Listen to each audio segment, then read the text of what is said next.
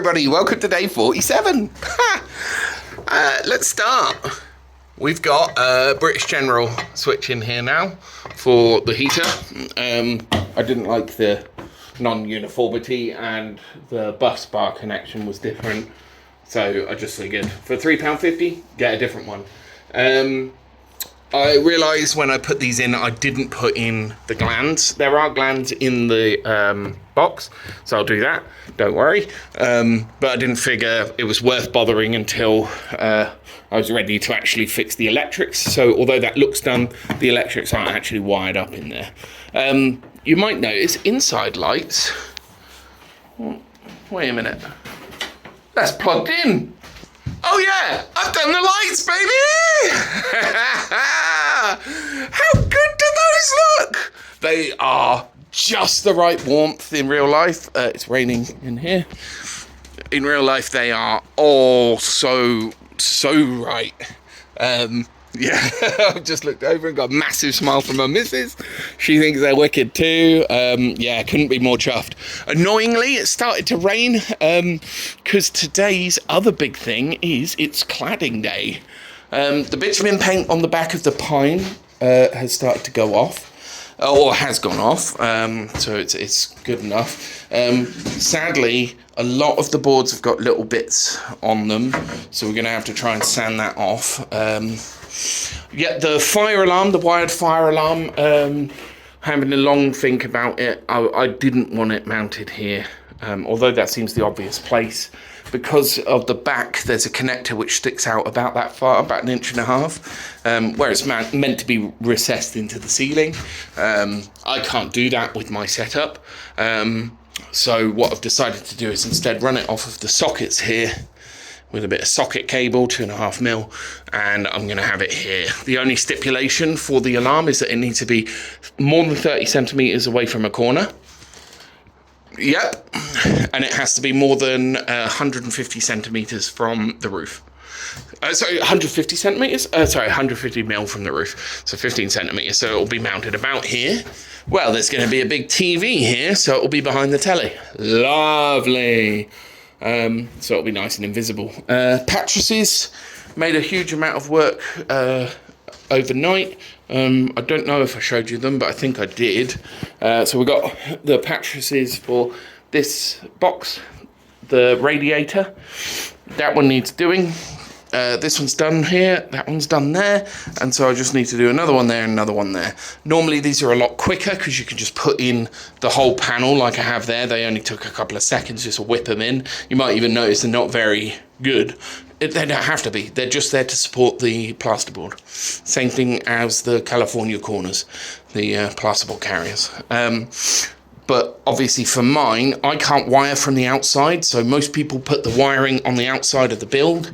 So the cables would be like this, running along behind the slate battens, and then anywhere where they're going to go in, like here, they just put a loop. So you have a loop like that, in essence. So say this cable was running along outside, and we were doing the cabling normally. So the power would come down here, and then you'd leave a little loop, that's called a drip loop, so any water running off of them goes that way, and then goes in. And you can just punch the hole there, and you'll instantly know exactly where to put your hole in the pattress. Whereas I have to do it ahead of time, so light switch hole has to be cut ahead of time, blah, blah, blah. This one I've put directly on the insulation to hold the fuse box, because when the plasterboard is on it, it's actually going to cover to about there. And that means it will be nicely recessed. It'll look, well, mostly recessed. It'll look a little bit nicer rather than a big tumour on the side of my wall. And all importantly, right? If it was much further out, it would be, I don't know, it wouldn't touch the door, but it would look a bit ass. And then my missus rightly pointed out that I installed the lights without checking the door first. Wafer thin. The tolerances in a build like this are not good. you have to be tight. I have installed a new lock. It was a sad day to get rid of an ABS Avocet. They are the best money can buy, but they're about 65 quid. This Yale lock is only about 35.99, and it's got the same security standard to it. However, I will say, and it's thumb turn for my convenience, I will say they're chintzy as hell. I just didn't want my lock to have the same keying as the rest of my house, because it's a pain on my keys. Like, I tend to just blind fire, grab the keys out of my pocket, stick them in the door. If there's two keys that are the same on there, that kind of triggers me, and it's been making a bit of a ball ache since I put the door on. So that's why I changed to a Yale instead of an Avocet ABS. But yeah, that's all she wrote. I'm going to go in and have some lunch. I'm feeling absolutely fantastic. I hope you are too. If you're not, just consider that pain is temporary. You know, life improves, and it gets worse, and it improves, and it gets worse, right? All we can do is take each and every day for what it is, and remember not to lose yourself in events that you can't control. And if they are events that you can control, then just know that the things have happened because of the way you are, not because of the things you tried to do, right? It's okay. You'll get through it. You'll be able to fix any problem that you make. That's why I called my channel Can of Rabbit Holes, because I know I make huge mistakes, but I know that I don't quit on them, and I will fix them. Yeah, that's all anyone can do. You know, how many mistakes have you seen me make? And I'm going to fix them, starting with that, because there's not quite enough metal. The roof really should overhang the edge of the building on this end, but it doesn't, so I'm going to have to take a little bit of off-cut of metal, which is what this is doing in here.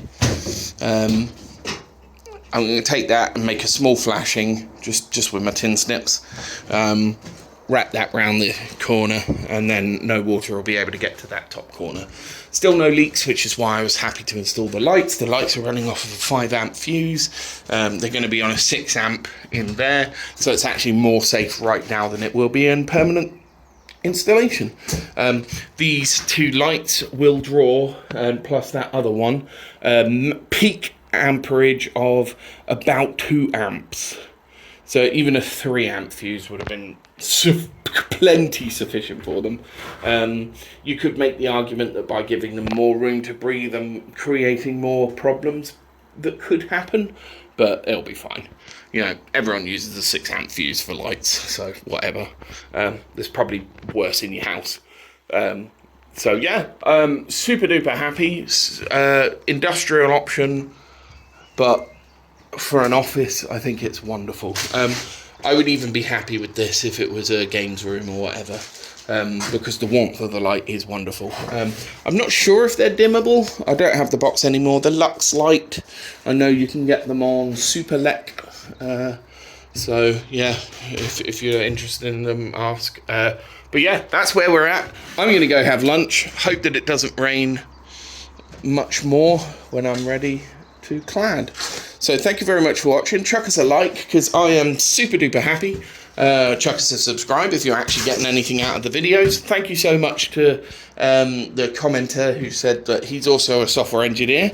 It's wicked to know that somebody is actually doing this themselves and is watching my build and getting something out of it. So yeah, please do chuck a comment if you want to know more about any of the particular steps you're on. I'm really interested to know, because he said he's broken ground, if he's choosing to do the block and beam style that I've done, or if he's going for, say, Liam Griffin's pile rods, which I think is a superior option, but it was just too much for me in terms of cash when I started out.